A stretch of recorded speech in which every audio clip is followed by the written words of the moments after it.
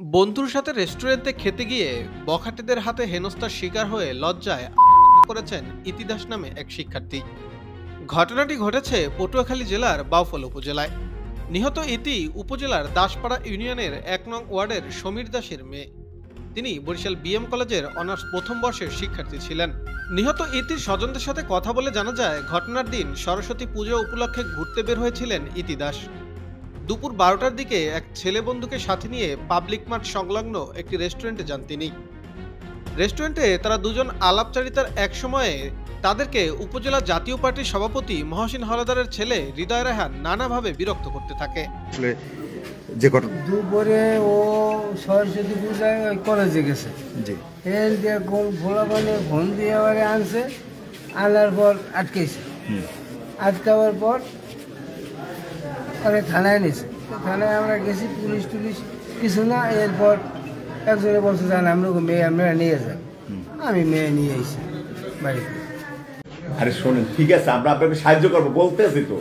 আপনি যদি সাহায্য করতেন তাহলে সেই সকালবেলায় করতেন। আমার বোন আজকে মরতো না, আমার বোন মরে গেছে, কি সাহায্য করবেন?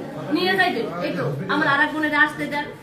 আমরা অনেক টাইম লাগবে তো, দয়া করে আমাদের এই থানায় আসেন, আমরা আপনাদের যে ধরনের সাহায্য লাগে আমরা করবো। না, থানা দিয়ে কোনো সাহায্য নেয় না তো, এই লেগেই নেয় না ভাই, আপনারা সাহায্য করতে পারেন না। এ সময়ে তারা সহায়তা পেতে জাতীয় জরুরি সেবা 999-এ ফোন করে পুলিশের শরণাপন্ন হন। পরে পুলিশ তাদের উদ্ধার করে থানায় নিয়ে গেলে সেখান থেকে বিকেল 4টার দিকে তাদের পরিবারের কাছে হস্তান্তর করা হয়।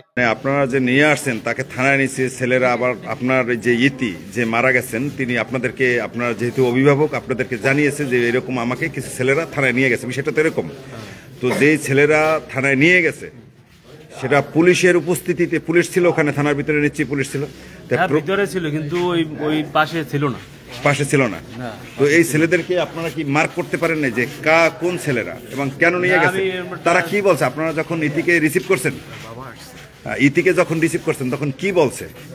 ইতি কি বললো আপনাদের কাছে যে এই ছেলেরা আমাদেরকে নিয়ে আসছে, কেন নিয়ে আসছে সেটা বলেন ইতি? না, সেটা বলেন। তো আপনারা এরপর বাসায় গিয়ে নিজ কক্ষে চলে যান ইতি দাস। রাতে পরিবারের সদস্যরা তাকে খাবার জন্য ডাকতে গেলে তার নিজ কক্ষে তাকে ঝুলন্ত অবস্থায় দেখে সেখান থেকে উদ্ধার করে উপজেলা স্বাস্থ্য কমপ্লেক্সে নিয়ে গেলে চিকিৎসকরা তাকে মৃত ঘোষণা করেন। আপনাদের প্রাথমিক হচ্ছে ইতি দাস, 18 বছর বয়স। আমাদের এখানে হাসপাতালে পেশেন্টের লোকজন বলে উনি তো আসলে ঝুলতেছিল, নিয়ে আসে এইভাবে, যেটা আমাদের বলে নিতে। কিন্তু আমরা ওনাদের সাথে সাথে অক্সিজেন লাগাই, প্লাস আর আনুষঙ্গিক পরীক্ষা করে তখন উনি ওই অবস্থায় নেই আর কি, মানে আনার আগেই বলতে গেলে নাই পেশেন্ট। কি বলবো, কিছুই বলার নেই, কিছুই বলার নেই। আর মেয়ে নিয়ে গেছি বাড়িতে, মেয়ের কিচ্ছু বলি না। এরপর আমি তো আমার কাজ করি, আমি তো টিউশনই করি। যাই হোক, আজকে সরস্বতী পুজোর দিন আমি বাড়িতে কাজ করি, এর মধ্যে এই তো ঘটনা ঘটে।